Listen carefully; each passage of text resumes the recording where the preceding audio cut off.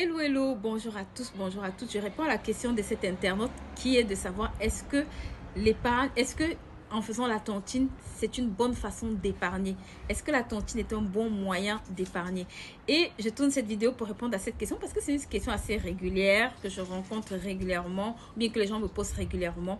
Et je vais te dire dans cette capsule, oui, la tontine est un bon moyen d'épargner, mais si ça respecte certaines conditions, d'accord? La première condition, c'est déjà que ce soit une tontine sérieuse parce qu'il y a plusieurs tontines dans lesquelles tu ne récupères pas ton argent parce que le trésorier où les membres ne sont pas sérieux. Donc, une des premières choses, c'est de te rassurer déjà que c'est une tontine, d'accord, réglementée, que c'est une tontine où il y a des personnes sérieuses, que c'est une tontine dans laquelle tu vas pouvoir récupérer ton argent.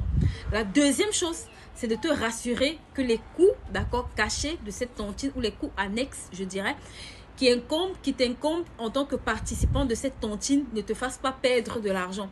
Vous savez, une fois, j'avais une dame qui faisait une tontine et on cotisait 3000 francs, mais juste le taxi et l'argent qu'elle devait cotiser à chaque rencontre, faisait en sorte qu'elle pouvait dépenser 5000 francs et cotiser 3000 francs. Donc, en réalité, ce qu'elle cherchait en réalité, elle essayait d'épargner, mais elle décaissait beaucoup plus d'argent que ce qu'elle arrivait à mettre de côté. Parce que pour participer à la tontine, les conditions, d'accord, lui demandaient de dépenser beaucoup plus d'argent que ce qu'elle devait mettre de côté. Donc, en ce sens-là, il faut faire attention aux coûts cachés. Parfois, pour être membre d'une tontine, il y a des coûts, d'accord, annexes que vous devez vous acquitter pour être membre, pour pouvoir participer, ainsi de suite. Donc, si c'est dans une optique d'épargne, il faut que je me demande, est-ce que les coûts adjacents que j'ai, est-ce que les coûts sous-jacents que j'ai à la tontine, d'accord, ne sont pas, est-ce que les coûts que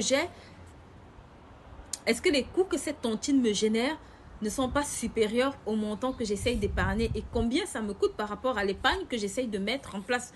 Parce qu'au final, je peux me retrouver, au lieu d'épargner, être en train de me rajouter des coûts supplémentaires. Donc, quand je fais la tontine dans l'optique d'épargner, je fais attention, d'accord, au montant, au coût que la tontine me coûte. Quand je fais la tontine dans un but d'épargner, je fais attention au coût que la tontine me gênait également pour me rassurer que je ne suis pas en train de perdre de l'argent plutôt que d'en épargner. La troisième des choses, d'accord, c'est que je dois pouvoir me rassurer que cet argent-là, j'ai un projet à accomplir avec. Parce que très souvent, vous allez voir, les femmes font des tontines et parce qu'elles n'ont aucun projet, elles prévoient acheter une greffe, une perruque, ce qui n'est pas mauvais. Mais si tu vas épargner juste pour faire ça, en réalité, tu aurais juste pu acheter, d'accord, chez un commerçant et aller lui payer chaque mois un peu jusqu'à ce que tu récupères ta marchandise. Tu n'as pas besoin de faire une tontine pour aller t'acheter une perruque. Donc, si tu fais une tontine ou bien si tu fais la tontine dans le but d'épargner, c'est parce que tu veux mettre en place un projet sérieux. Donc, moi, je te dirais, détermine quel est le projet que tu veux réaliser qui va te booster à faire ce sacrifice chaque mois ou en fonction de la fréquence à laquelle cette tontine se tient. Et en dernier lieu, je vais te donner un conseil vraiment des plus, je pense, bénéfiques que beaucoup de personnes n'appliquent pas en matière de tontine. Souvent, je vois les personnes qui font la tontine et se disent, moi, je vais prendre en dernier, moi, je vais prendre en dernier.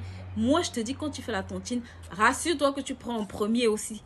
Pourquoi? Parce que la personne qui prend en premier a la possibilité, d'accord, de pouvoir réaliser un projet avec. Si tu as une tontine sur 12 mois et que tu es la première personne, ça veut dire que tu auras le cash disponible